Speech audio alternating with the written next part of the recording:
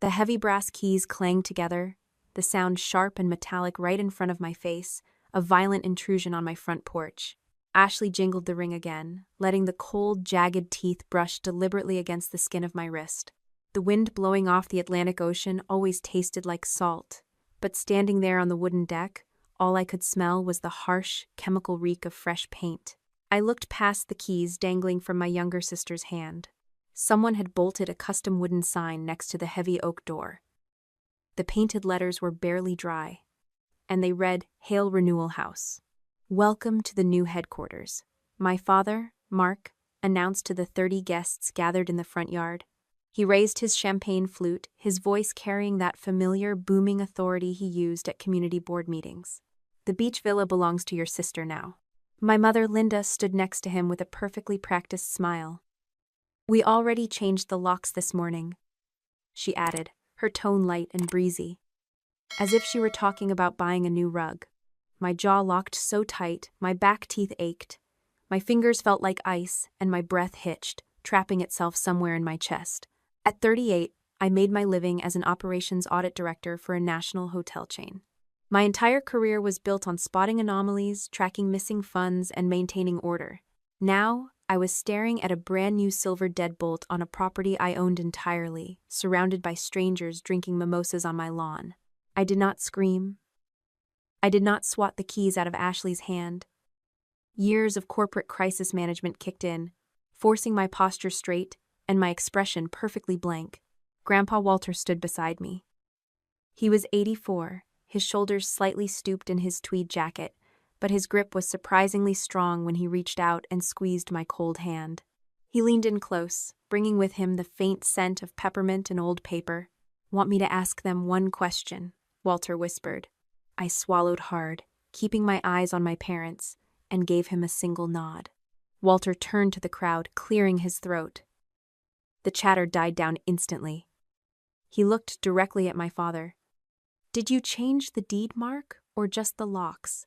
A heavy silence fell over the porch. A few guests exchanged confused glances, and their tentative smiles faltered. My father shifted his weight, his face flushing a dull red. "It is a family arrangement, Dad," my father said, waving a hand to brush off the tension. He forced out a laugh that sounded entirely too loud. "Let us not bore our guests with technicalities." Ashley stepped forward and dropped the keys into her woven designer tote bag. "Exactly. Grandpa Walter always wanted this to be a place for the family to heal. The title is just paperwork, Samantha." She spoke with the soft, measured cadence of a wellness influencer performing for her audience. I looked at her, then at my parents, and finally at the commercial setup around us. There was a registration table positioned by the driveway, and stacks of printed itineraries sat next to woven welcome baskets. "Who hired the locksmith?" I asked. My voice came out flat and clinical. I sounded exactly like an auditor walking into a hostile boardroom, and I knew it. My mother tightened her smile. "Samantha, do not do this right now. We are celebrating." "Who paid the locksmith?" I asked again, ignoring her entirely.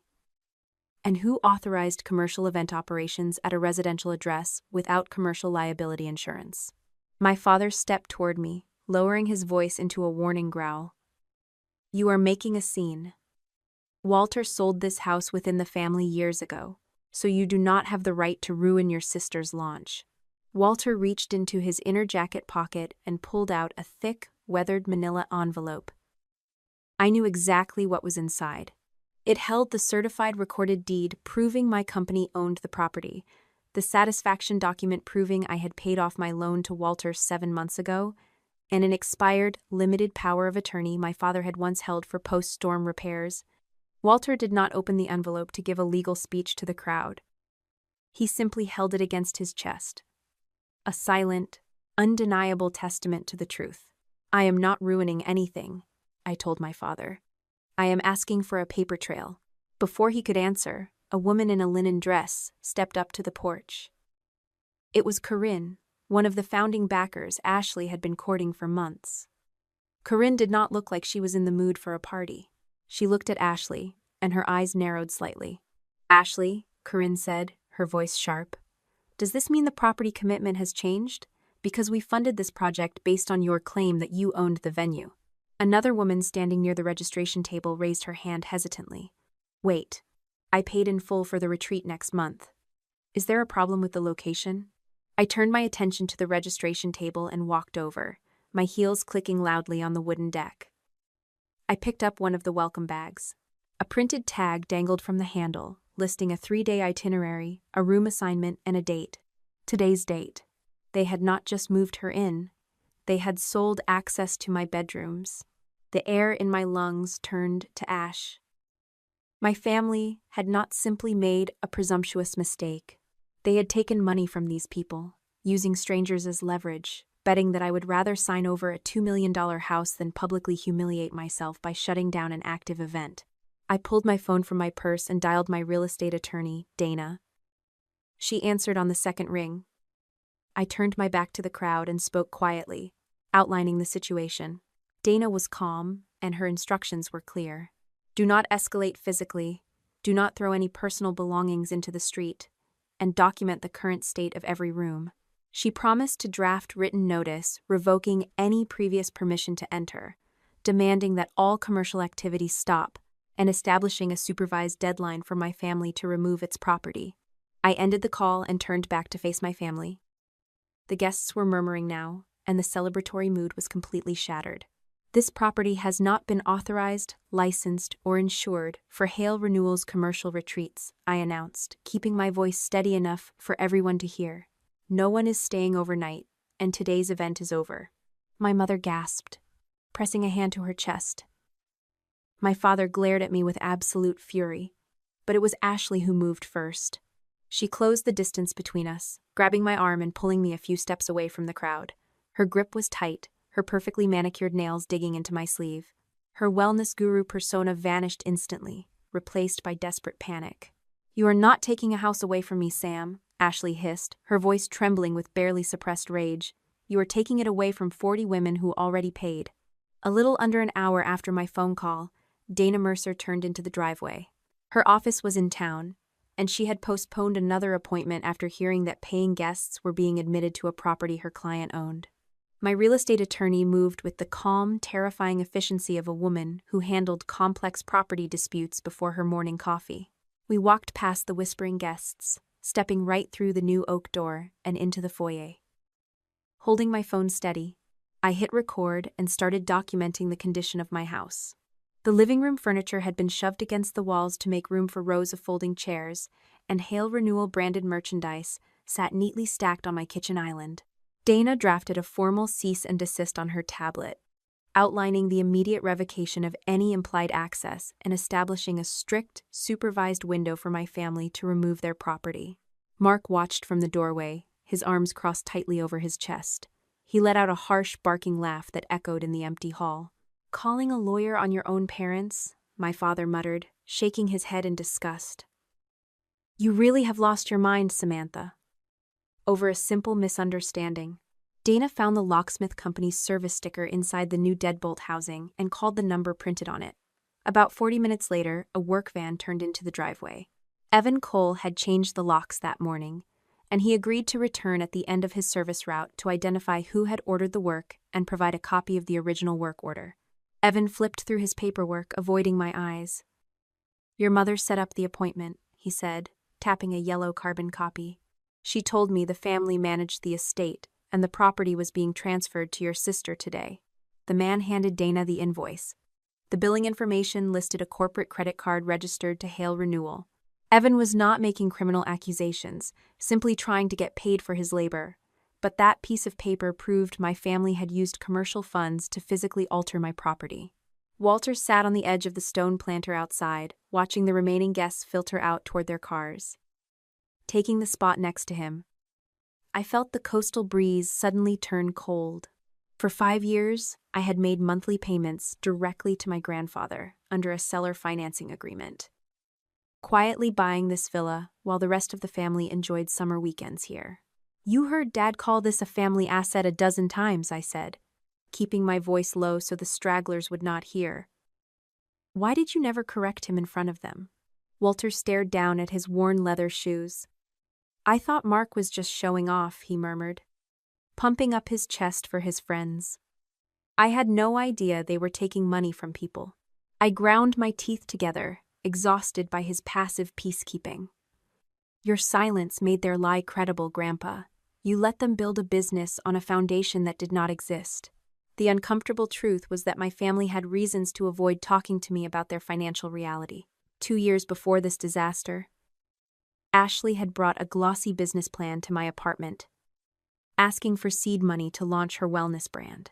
Sitting across my dining table, I had reviewed the inflated projections, the vague marketing strategy, and the complete lack of operational structure. "You do not have a business," I had told her, closing the folder and pushing it back across the wood. "You have an expensive performance." My financial assessment had been entirely correct, but I had delivered it with deliberate cruelty. I wanted her to feel foolish for bringing me a fantasy. That moment of arrogance had taught my sister that she could not come to me for help, which meant she had gone to our parents instead. My phone buzzed in my pocket, pulling me back to the present. The caller ID showed my mother's name. I answered and put it on speaker so Dana could hear the conversation. "You are punishing this entire family over a single lock," my mother sobbed, her voice echoing thinly through the small speaker. "You always called it the family house, Samantha. We just wanted Ashley to have a chance. Allowing people to visit is not a transfer of ownership," I replied, staring at the fresh paint on the Hale renewal sign. My mother let out a sharp breath, and her tears vanished in an absolute instant. "If you let this project fail, Ashley will completely fall apart. You are destroying your sister over paperwork." She hung up before I could answer.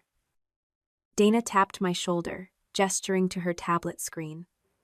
Corinne, the investor from the porch, had just forwarded an email to Dana's professional address. The attachment held the investor deck Ashley had used to secure her founding backers. Dana scrolled to the third slide and handed the device to me. A high-resolution photograph of my beachfront villa filled the screen. Beneath the image, bold text proudly declared the location as a family-owned coastal property permanently committed to the company. My chest tightened because I had never seen this document in my life. Dana used her thumb and index finger to zoom in on the bottom right corner of the slide. A tiny line of italicized text sat just above the page number. "Property authorization available upon request." Dana looked up from the screen, her expression entirely serious. "Samantha," she asked quietly, "what authorization do you think they plan to show those investors?" The smell of roasted espresso beans did nothing to mask the sour tension in the small cafe. Ashley sat across from me in a corner booth, stirring a vanilla latte she had not tasted. The metal spoon clinked rhythmically against the ceramic mug. We were alone. My sister had insisted on meeting without our parents, claiming she wanted to clear the air and speak to me honestly. "Dad swore Grandpa Walter always intended for me to have the villa," Ashley said, her voice dropping to a theatrical whisper. "He told me you only held the title for tax convenience. You know what Grandpa said at that dinner party years ago. He promised it would always be a place for this family." My jaw tightened. Walter had indeed said those exact words, but he made that sentimental speech a full year before he actually sold the property to me. A nostalgic toast over wine did not override a recorded deed and a 5-year payment plan. "Why did you not call me directly?" I asked, keeping my hands perfectly still on the wooden table. "If you thought I was holding the house for you, a simple phone call would have clarified everything." The wellness influencer dropped her spoon onto the saucer, the porcelain rattling loudly between us. "Because every conversation with you turns into an audit, Samantha. You never listened to my vision." She truly believed her own victimhood. Leaving the cafe an hour later, I wondered if my sister was merely a pawn in our parents' grand scheme. That hopeful illusion shattered completely the moment I walked into Dana's office the following morning. My attorney sat behind her heavy mahogany desk, sorting through a stack of freshly printed papers. Maya Ellis, the former operations manager for Hale Renewal, had contacted our legal team.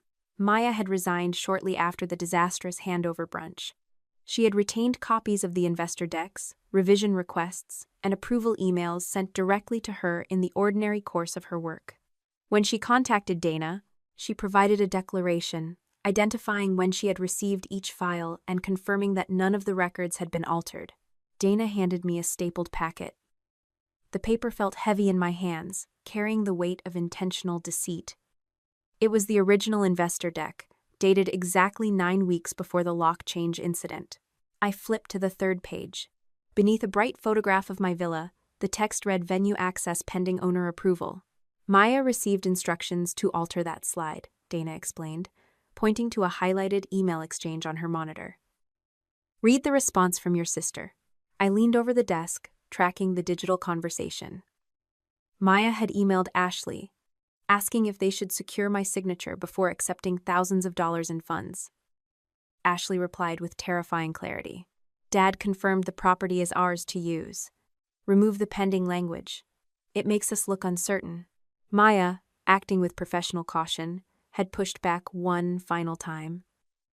She asked for a simple email confirming my participation. The response from Ashley made my stomach drop. Do not put her name in writing yet. Staring at the glowing screen, a heavy weight settled in my chest, and I had to face my own failure in this disaster. Months ago, Ashley had casually asked me about liability insurance for a potential corporate retreat. Instead of delivering a formal, undeniable rejection, I had simply listed the financial risks and dismissed her entire business model as a joke. My anger had blinded me. I gave her a verbal dismissal instead of a legally binding prohibition, allowing my sister to twist my lack of written boundaries into a bizarre form of silent consent.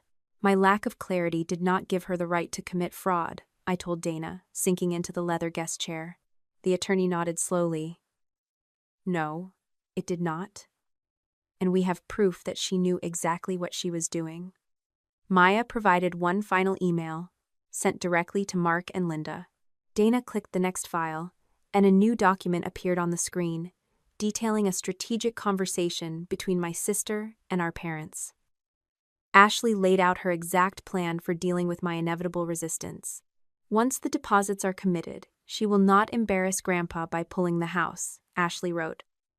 Samantha always pays to keep the peace. Let her find out when it is too late to cancel. My sister had not been tricked by our father, nor had she been confused about the legal ownership. The woman sitting across from me in the cafe, crying about family promises, had actively weaponized innocent customers to force my hand. Look at the timestamp on that message, Dana said quietly. I checked the upper corner of the email header.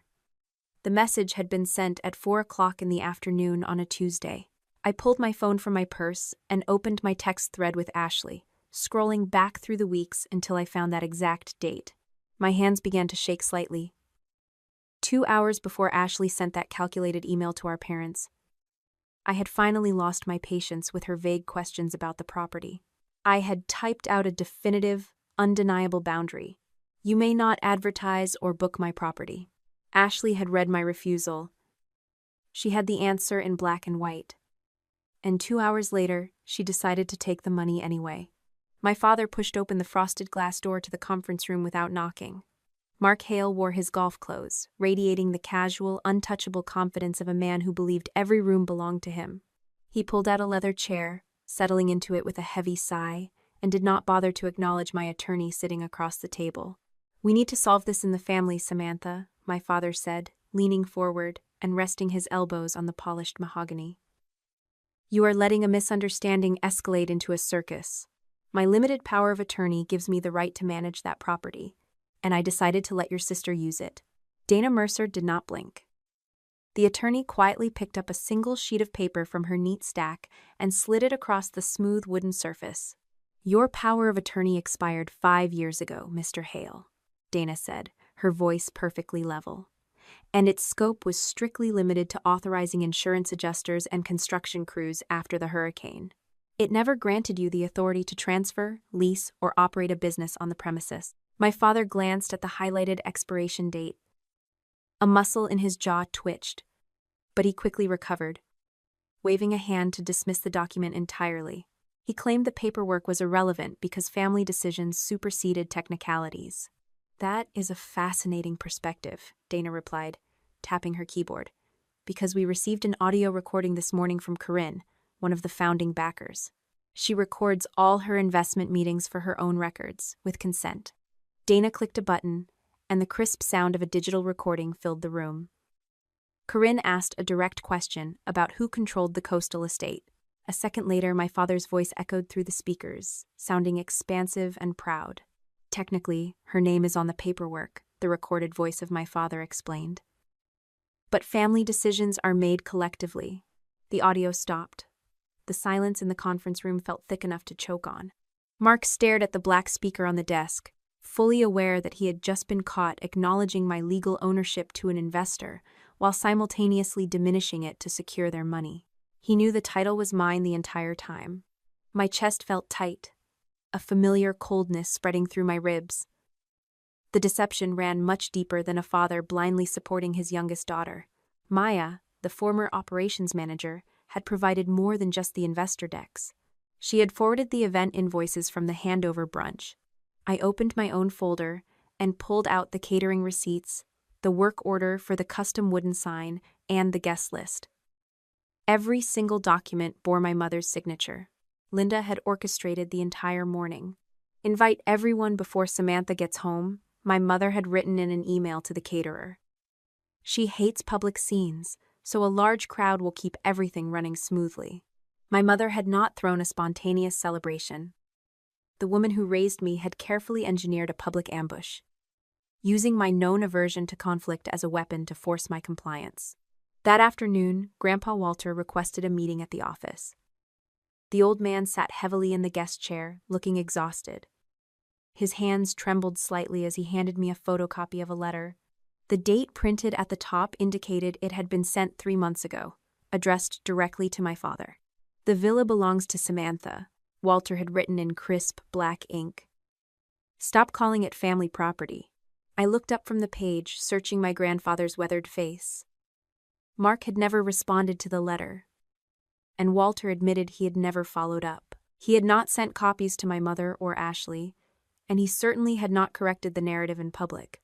"I should have spoken up at Sunday dinners," Walter murmured, staring at the floor.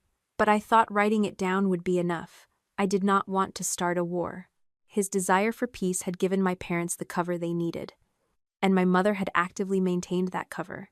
According to an email exchange Maya had retained from messages sent directly to her, Linda had visited Ashley's office and intercepted a certified envelope from Walter. When Ashley texted to ask what the mail contained, my mother had replied with chilling efficiency.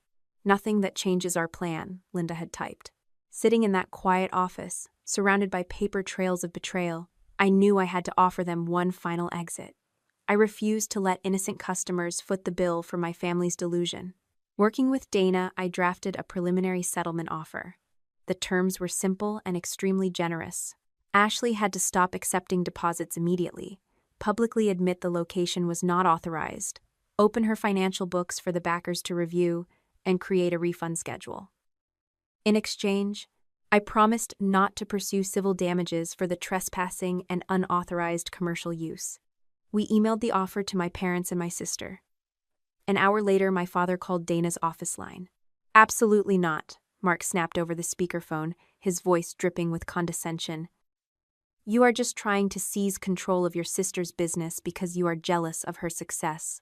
We are not signing anything." He ended the call before Dana could respond. I stared at the phone, the final shred of hope dissolving into cold reality. They were not going to stop. A soft chime echoed from Dana's laptop. She opened her inbox, her eyes scanning the new message, and her posture stiffened.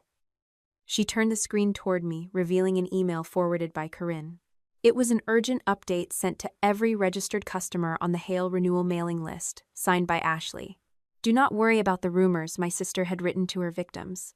"The retreat is moving forward exactly as planned. We are simply resolving a minor family paperwork dispute." The faces of 7 strangers stared back at me from the glowing screen of my laptop.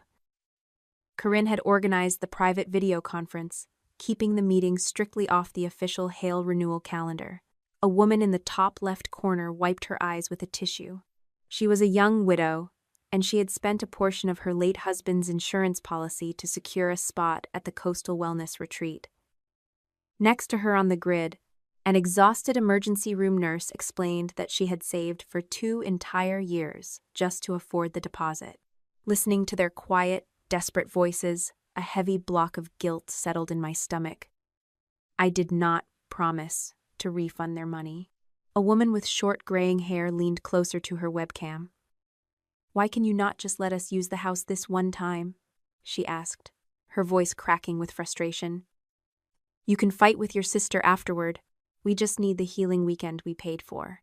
"My property is not zoned for commercial operations," I explained, carefully maintaining a steady, professional tone. "If someone trips on the stairs, my property insurance will deny the claim and I could lose everything. Allowing a single corporate event also creates a legal precedent that I approve of the business." "So we just lose our money because your family lied to us?" the nurse asked, crossing her arms tightly over her faded blue scrubs. "I am deeply sorry that my family used my address to deceive you," I told her, making sure to look directly into the camera lens. "But I cannot take responsibility for a financial transaction I never authorized." Corinne nodded slowly, her expression grim. The seasoned investor shared her screen, bringing up a spreadsheet Ashley had distributed to the founding backers just 2 days earlier. It was a use of funds report. The document laid out exactly where the customer deposits and initial investments had gone, and the numbers were staggering. According to my sister's own accounting, the company treasury was nearly empty. The spreadsheet listed a massive consulting fee paid directly to Mark Hale. A second line item showed a luxury event design fee paid to Linda Hale. The rest of the cash had evaporated into an overseas content production trip, payments for old advertising debts, and non-refundable vendor deposits for the brunch. My parents were not just blindly supporting their youngest child out of misguided love.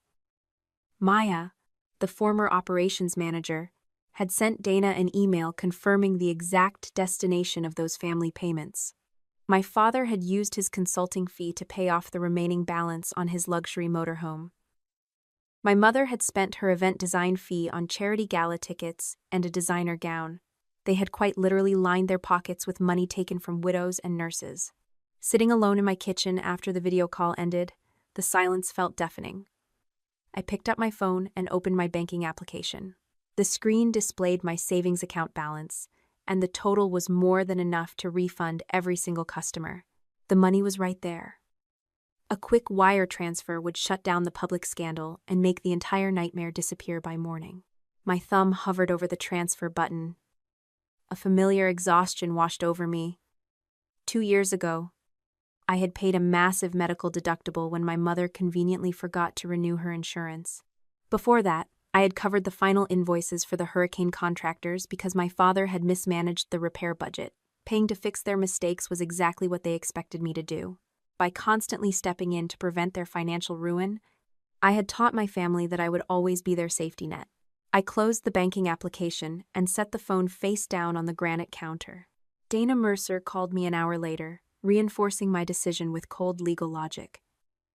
The attorney advised me to keep my accounts completely separate from Hale Renewal.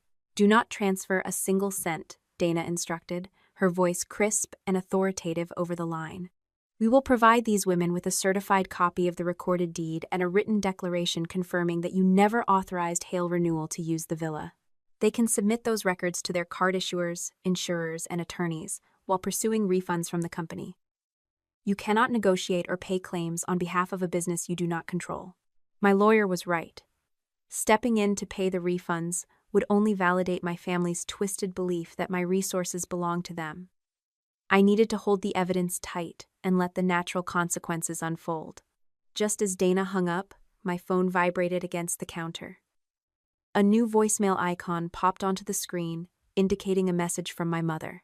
I pressed play, bracing myself for another round of tears or guilt trips. "Samantha, you have to stop this," my mother whispered into the receiver, her voice dropping into a frantic, hushed tone. "If you let Ashley's business fail and force these refunds, your father loses everything too." I stared at the transcribed text glowing on my screen. I did not delete the audio file. Instead, I carefully exported the recording and emailed a copy directly to my attorney's secure server. For the very first time since the lock change, I understood exactly what my family truly wanted from me. They were not looking for fairness, and they certainly did not care about the women they had defrauded. My parents simply needed me to fund another rescue mission. The soft glow of my smartphone screen illuminated the dark kitchen, casting long shadows across the granite counter. Ashley had gone live on her primary social media account. A single, perfectly illuminated tear rolled down my sister's cheek as she stared into her front-facing camera. She wore a plain beige sweater, stripping away her usual glossy glamour to present a picture of raw, unfiltered vulnerability. A promised family property was pulled out from under us at the very last minute. Ashley whispered to her thousands of followers, her voice catching on the final word. She did not say my name. She did not have to, because the background of her video featured a framed photograph of our family standing on the deck of the beach villa. Less than 10 minutes later, a notification popped up at the top of my screen. My mother had shared the video to her own page, adding a short, devastating caption that twisted the knife deeper. Some people value paperwork more than they value people. The fallout arrived with brutal speed. My phone buzzed so violently it vibrated across the smooth stone counter. Relatives who had not spoken to me in years sent massive paragraphs of pure disappointment, accusing me of abandoning my blood. A former colleague left a voicemail calling me a greedy hypocrite for destroying a sanctuary for women just to line my own pockets. The final blow came in the form of a polite, icy email from the human resources director at the corporate hotel chain where I worked.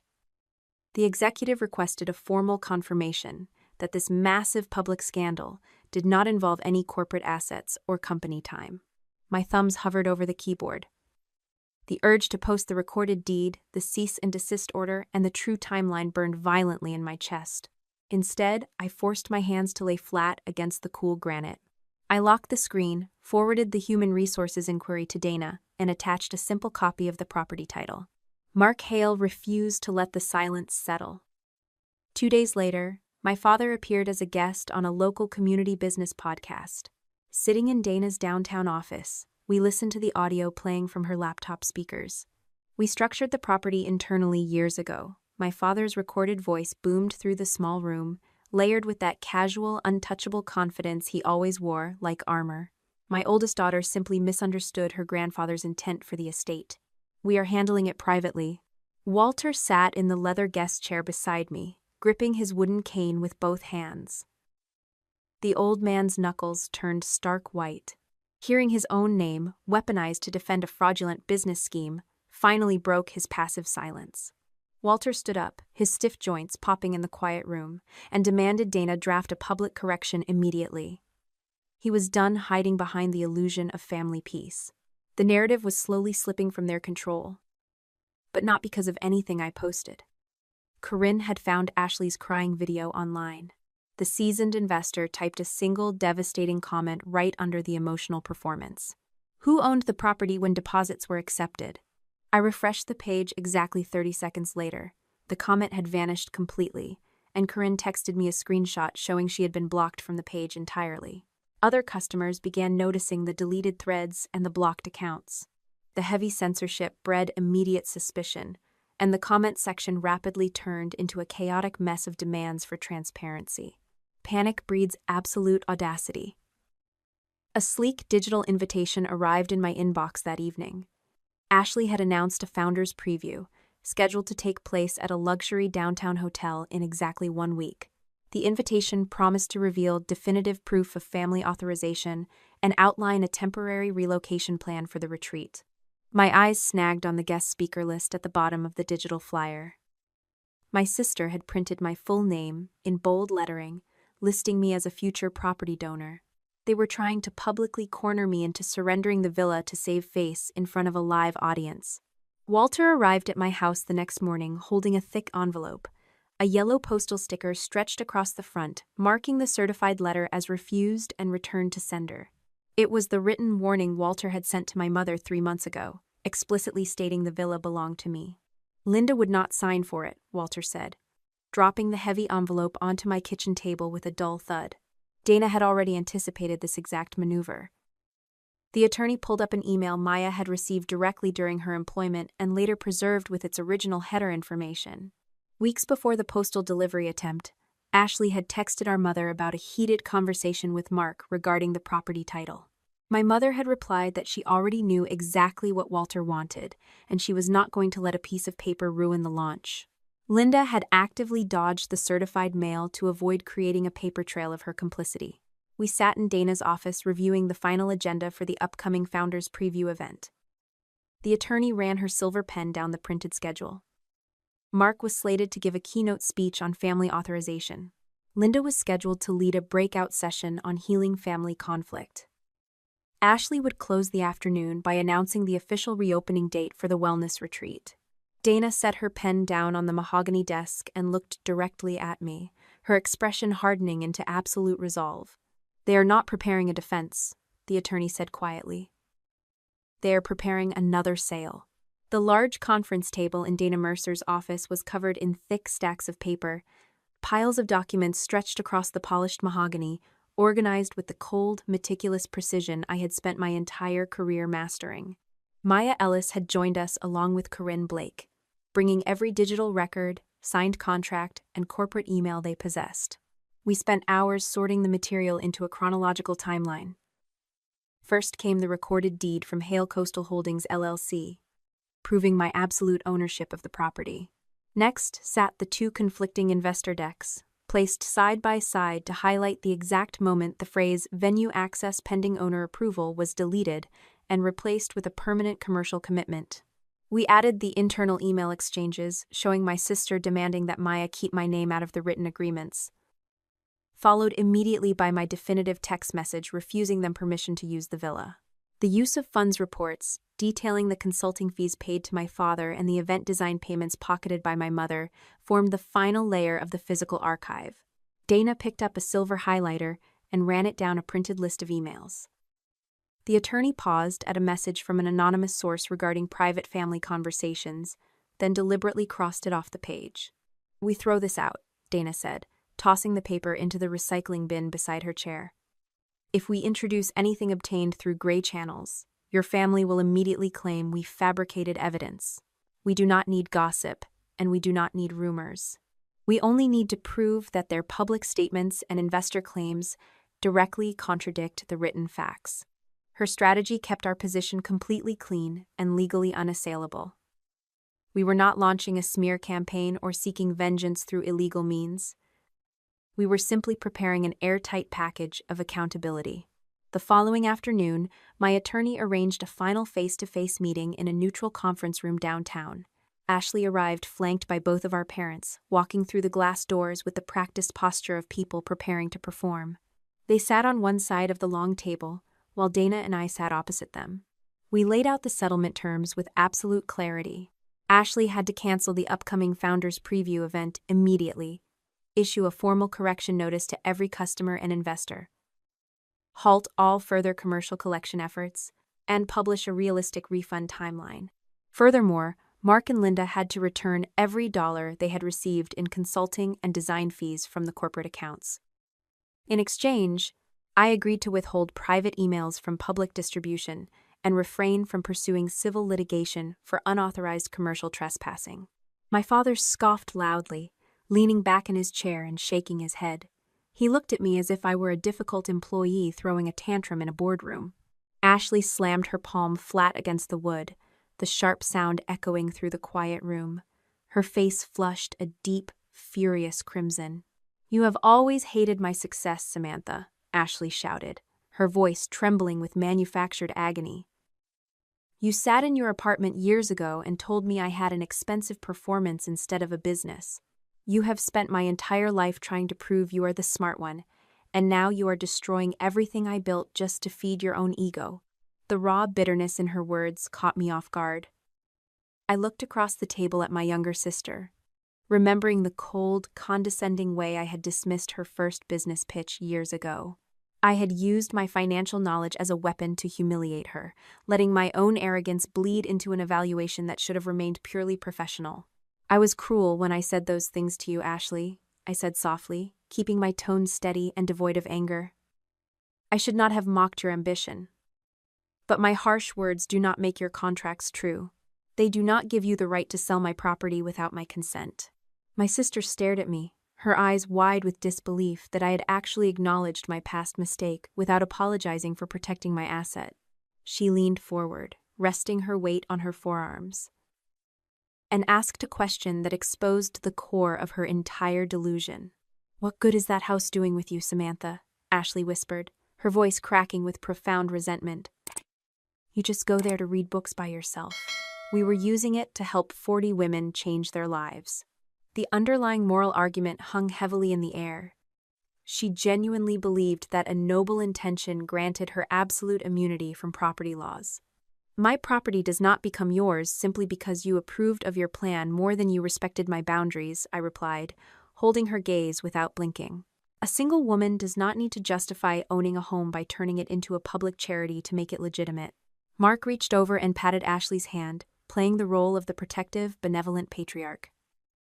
Linda dabbed at dry eyes with a pristine linen handkerchief, staring at me with practiced disappointment. "We are not signing your ridiculous list of demands," Mark announced, standing up and buttoning his jacket with slow, deliberate movements. "Tomorrow at the Founders Preview, everyone will see what kind of person you really are. You are choosing an empty house over women who trusted us." They turned and walked out of the conference room together, confident in the stage they had built for themselves. Dana watched them leave, then closed her leather folio with a quiet snap. She pulled her phone from her pocket and checked the screen, where a new notification had just arrived.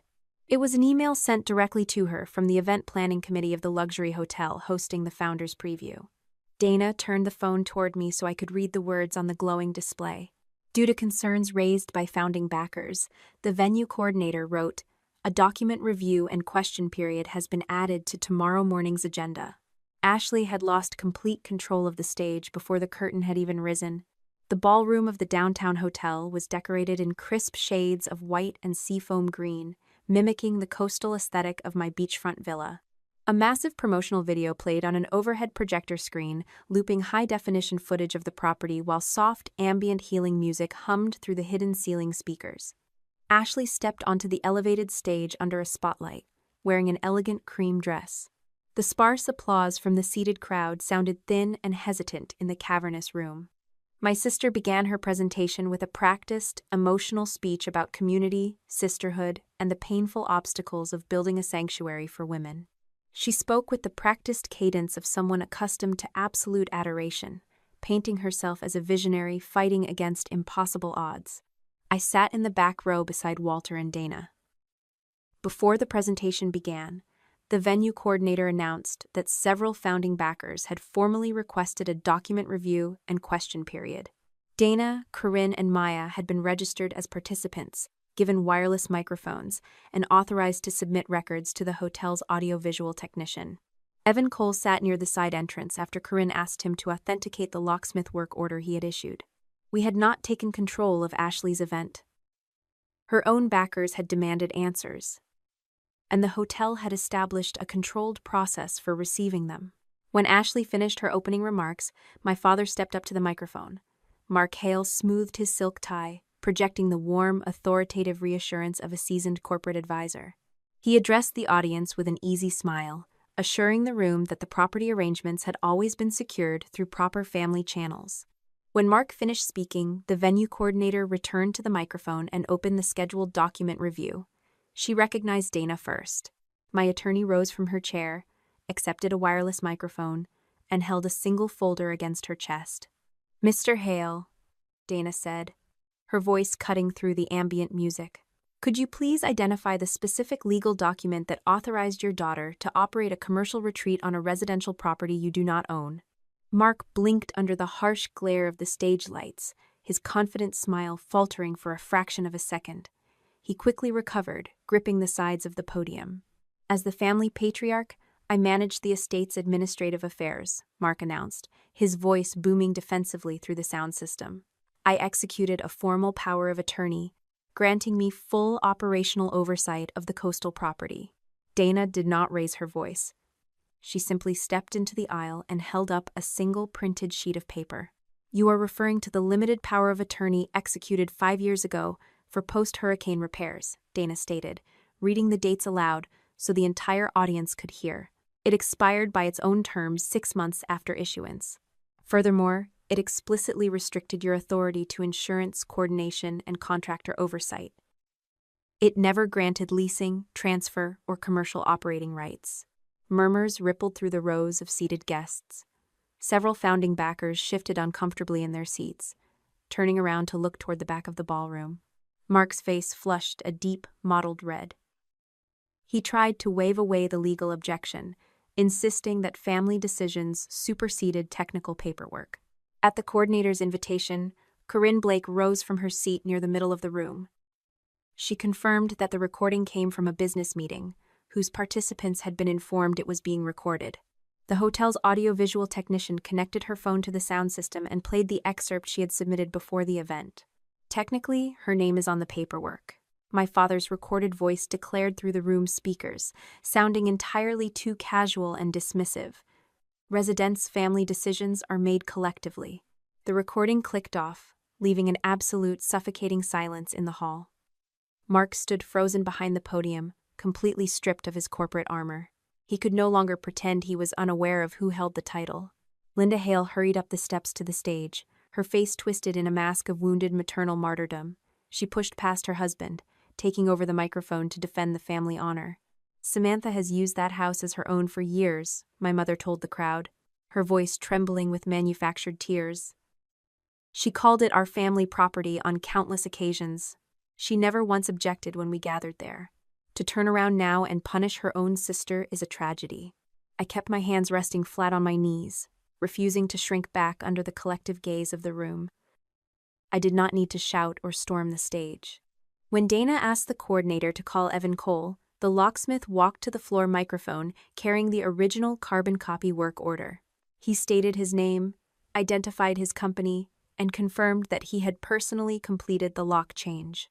"Mrs. Hale hired my company to change the deadbolts," Evan announced clearly, ensuring every backer heard his testimony. "She told me the family managed the estate and that the property was being transferred." The invoice was paid using a corporate credit card issued by Hale Renewal. Linda gasped, clutching her pearls as if she had been physically struck. She turned to Ashley for support, but my sister was staring blankly at the floor. Maya Ellis walked down the central aisle, carrying a sleek tablet displaying digital spreadsheets and corporate communications. She stepped right up to the edge of the stage, looking up at my sister. "We need to talk about the investor decks, Ashley," Maya said, her voice steady and professional. At Maya's request, the hotel technician switched the projector feed to the two files she had submitted before the event. The promotional footage disappeared, replaced by a split-screen comparison of the original and revised investor decks. On the left side of the screen, the original investor deck displayed the text reading "Venue access pending owner approval." On the right side, the revised deck displayed the exact same photograph of my villa, but the wording had been altered to read "permanently committed to the company." Maya did not stop there. She tapped the screen, bringing up an email time-stamped weeks before the handover brunch.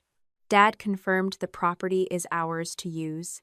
Maya read aloud from the projected email sent by my sister. "Remove the pending language. It makes us look uncertain." A collective gasp swept through the ballroom. Several women in the front rows stood up, their expressions shifting from sympathetic confusion to cold fury. Ashley rushed to the podium, pushing her mother aside. Her wellness guru persona had completely shattered, leaving behind a desperate, cornered panic. "I changed that slide because my father told me the property was ours," Ashley shouted into the microphone, her voice cracking with betrayal. "He swore to me that Samantha was just being difficult and that the house belonged to the family." Mark stepped toward his youngest daughter, his eyes wide with disbelief. "I told you to handle the venture responsibly, Ashley. You were the chief executive officer. You signed the contracts and accepted the deposits. You cannot blame me for your operational failures." Linda grabbed my father's arm, trying to pull him back, while hissing a furious reprimand about keeping a united front in public. The illusion of the perfect, harmonious family disintegrated right there on the elevated stage. The three of them began arguing in frantic, jagged whispers, completely forgetting the audience watching their every move. Dana leaned back in her chair, crossing her arms with a quiet sense of satisfaction. She glanced at me and slid her phone across the shared armrest. The screen displayed the final piece of evidence we had prepared, queued up and ready to be projected if they tried any further denials. It was the email thread sent immediately after I had given my formal refusal in writing. The bold title at the very top of the message stared back at me from the illuminated display. "Do not tell Samantha yet. Dana stood up from her chair and walked toward the center aisle, holding a printed copy of the email exchange between my sister and our parents. The attorney did not raise her voice, but the quiet authority in her tone commanded absolute attention across the entire ballroom. "Let us review the exact timeline of events," Dana announced, reading directly from the documents provided by Maya. She read the sequence aloud without rushing.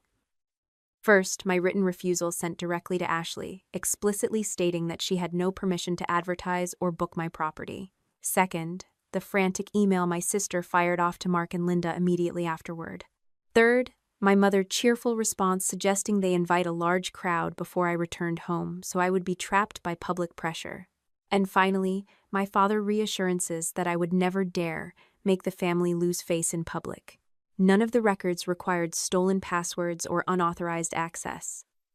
Every file had been sent directly to Maya, Corinne, or another founding backer during the ordinary course of the business.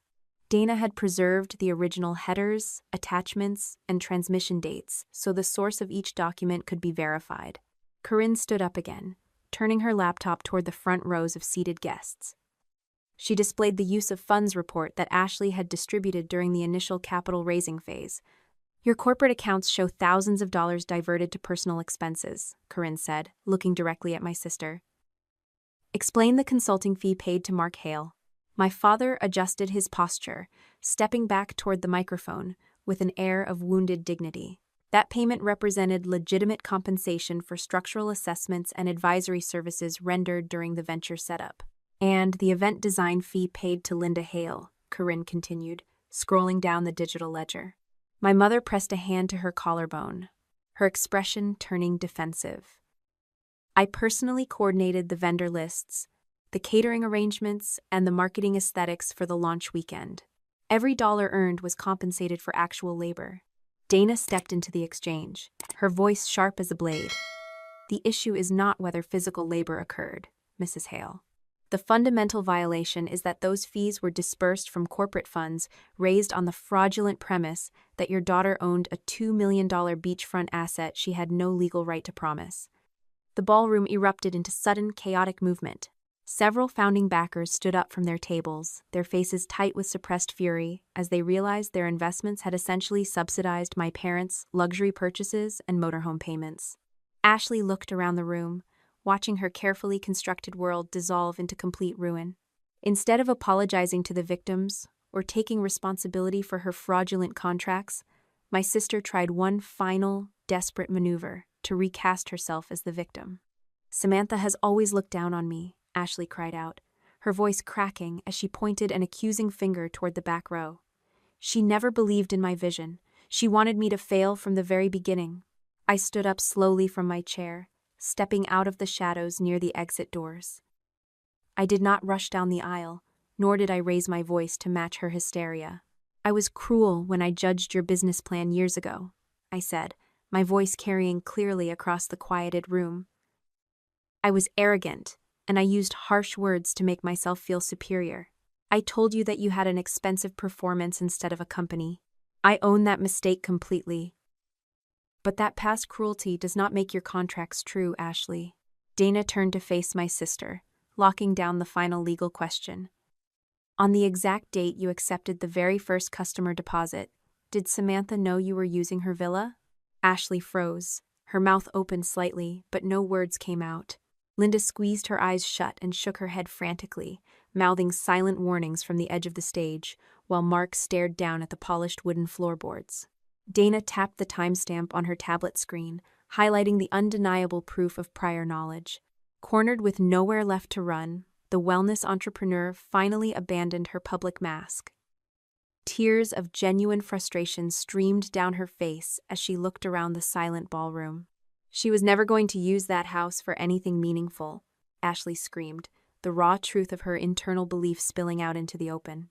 The declaration hung in the air like a physical blow.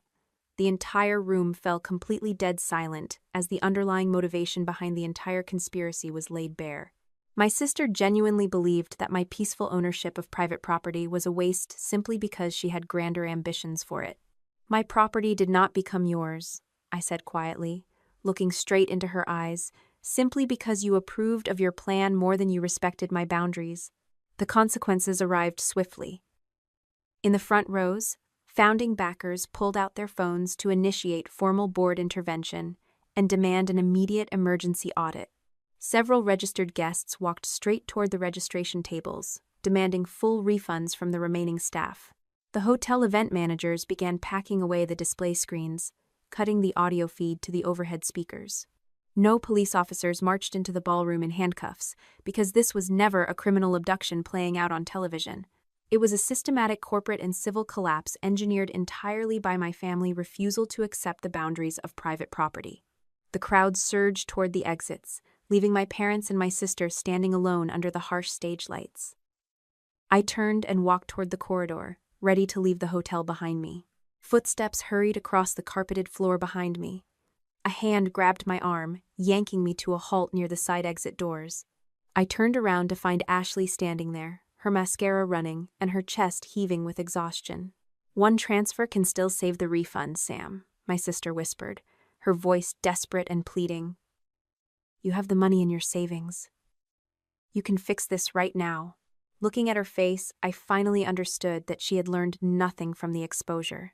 Even now, standing amidst the smoking ruins of her professional reputation, she still believed I was obligated to act as her ultimate safety net.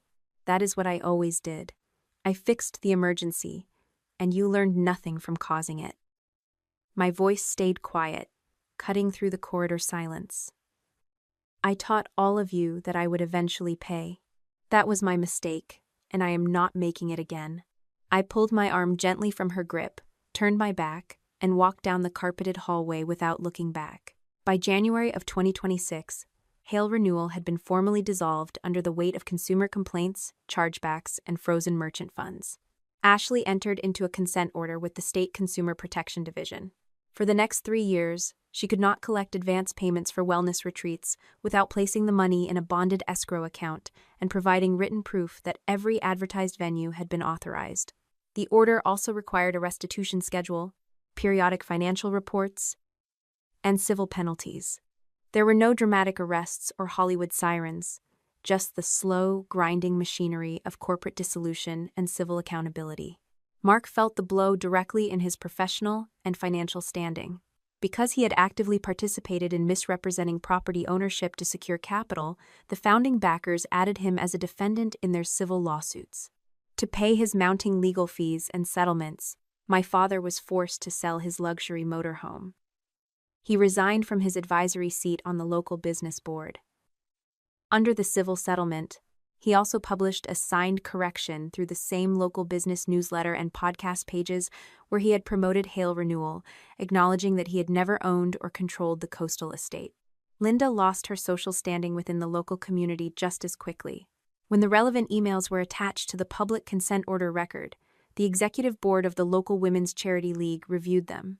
The board then voted to remove Linda from her leadership positions because she had used community events and donor relationships to pressure me into surrendering private property. My mother complained bitterly to anyone who would listen that she was the victim of a vicious public humiliation. Walter stopped by my house one afternoon, leaning on his cane and listening to her complaints with a weary expression. "Public humiliation is what you planned for Samantha," my grandfather told her flatly. "This is public accountability."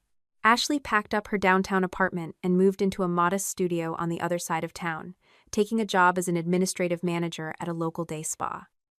She sent me a single text message late one rainy evening. The screen lit up with 2 cold words. "You won." I stared at the glowing letters for a long time before tapping out a careful reply. "This was never a contest," I wrote back. "Pay the people you promised." Walter and I reached a new equilibrium in our relationship. During a quiet afternoon on my back porch, the old man apologized sincerely for prioritizing surface peace over uncomfortable truth. I poured him a glass of iced tea and established a firm, unbreakable boundary. He was always welcome in my home as my grandfather, but he was never again allowed to act as an unofficial messenger or diplomat for my parents. Walter accepted the terms without a single argument. Now, sitting in the sunlit living room of the beachfront villa, the past year felt like a distant storm. It is July of 2026. I changed every lock on the property. upgraded the security systems, and ensured the LLC operating agreement remained completely isolated from familial interference. I partnered with an independent, fully insured nonprofit organization to host a single restorative retreat each year, governed by strict contracts, proper liability coverage, and transparent operational fees. The initiative was entirely my choice, proving I did not oppose charity, only the assumption that others could dictate how my property was used. The mail carrier dropped a heavy manila envelope through the front slot earlier this morning. I picked it up from the entryway table, slicing the paper open with a kitchen knife. A single item slid out onto the polished wood. It was the old brass key Ashley had jingled in my face on the porch more than a year ago. No explanatory note accompanied it, just the cold metal teeth shining under the midday sun. I walked over to the front door, inserted the old key into the new deadbolt, and tried to turn it. It did not open the door. And for the first time in my life, I did not feel guilty for keeping it closed. You might believe that keeping the peace within your family means absorbing every blow, fixing every crisis, and sacrificing your own boundaries to rescue those who refuse to take responsibility for their own choices. But when you spend your life acting as an endless safety net, you only teach the people you love that their actions have no real consequences. True boundaries are not built to punish others, and protecting what belongs to you does not make you selfish or cold. You cannot heal someone else by letting them tear down your house, and you certainly do not owe your peace of mind to anyone who mistakes your generosity for an open invitation to take what is yours. Have you ever stayed silent to keep a family member happy, only to realize that your silence was just making room for them to take even more?